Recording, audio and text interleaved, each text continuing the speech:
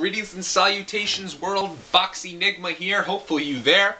Taking our third step on the four-step process here and breaking down each and every single one of the NFL's wildcard weekend games this week. Yesterday we went through the Jets and Colts. The day before the Saints and Seahawks. Tomorrow we'll get to the Packers and Eagles. But today we're going to focus on the Baltimore Ravens and the Kansas City Chiefs. Now on paper, when you see this spread of 3 points for the Ravens, you want to jump all over it. And you might want to.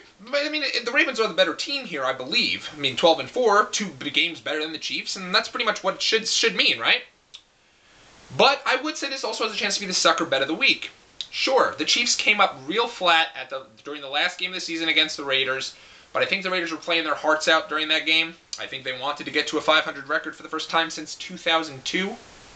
And I think they also wanted to, try to keep Tom Cable's job. Unfortunately, Cable lost his job, but I think that's one of the main reasons they came up so big against the Chiefs. Chiefs were playing maybe for that third seed, the easier matchup with the Jets and the Ravens, but I don't think they were as motivated. But don't sleep on the Chiefs.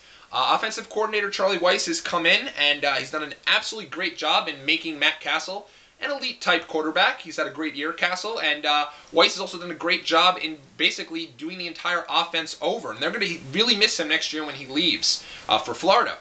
But with all that being said, they have the #1 rushing attack, I believe, in the entire NFL.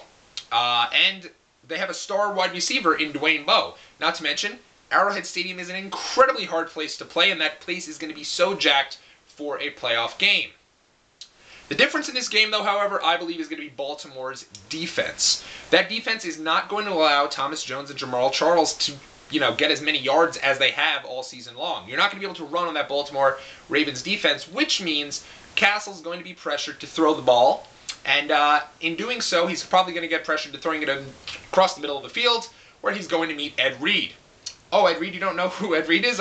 You forget? Ed Reed actually has 8 interceptions in only 10 games this season, 4 in his last 2 games, and he's absolutely in the zone.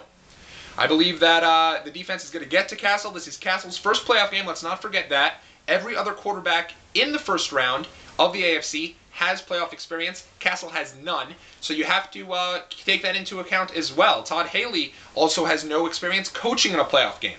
So I believe Baltimore gets it done here. I think they want the matchup with the Steelers or New England. Obviously, they want to get back at New England for that tough loss earlier in the year. And the Steelers-Ravens, that always goes good too. And I believe you'll get Steelers-Ravens because I did pick the Jets yesterday.